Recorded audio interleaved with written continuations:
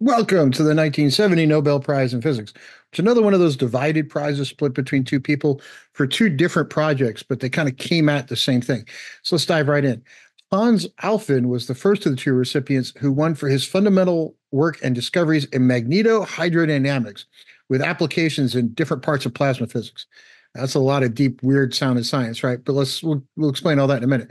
The second half of the prize went to Neel for fundamental work and discoveries concerning anti-ferromagnetism and ferromagnetism, which led to important applications in solid-state physics. Now, what's the common thread between these two? Because those don't sound anything alike, right? Well, there's a lot of magnetism, a lot of magnetic moments to be concerned about inside both of these. And explaining some of those magnetic moments is sometimes really tricky. And more importantly, what's causing different phenomena. And if it works backwards and it turns out to be magnetic fields, this is the prize for you.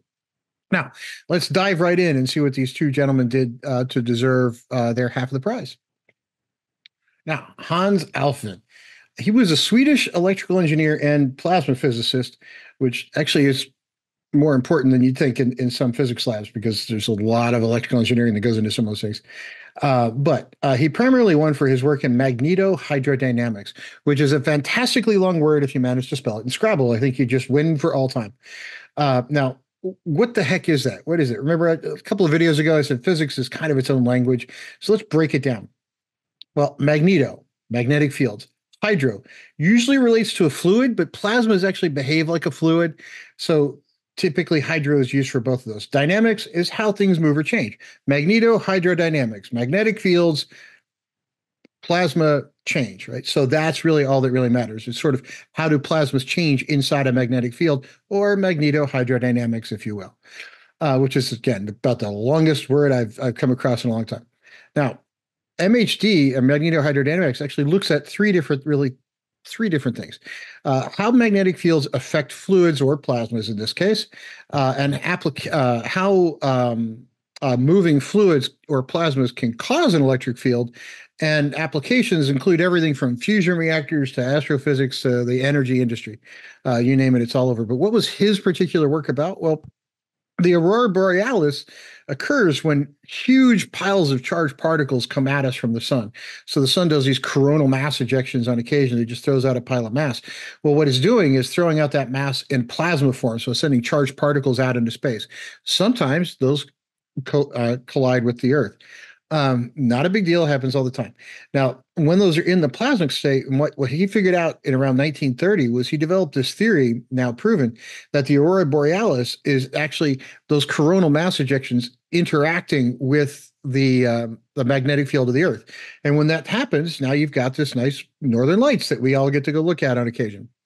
And what that led to was the development of the field of magnetohydrodynamics here on Earth, because it now became something we actually should care about. We see this effect of it.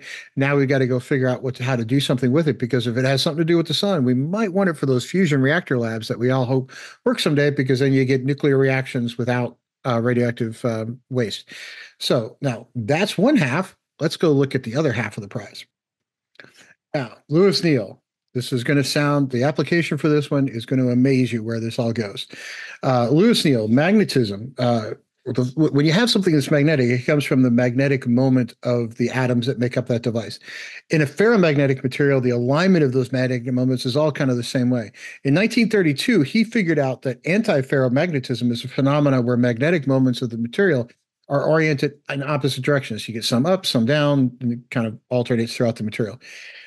Then in 1947, he figured out that ferrimagnetism is a phenomenon where magnetic moments are aligned in opposite directions, but with much different magnitudes. All that sounds cool for a science lab, right? Woo, you figured out some stuff that atoms do that are a little bit different than each other, and that different compound materials do. However, here's where it matters.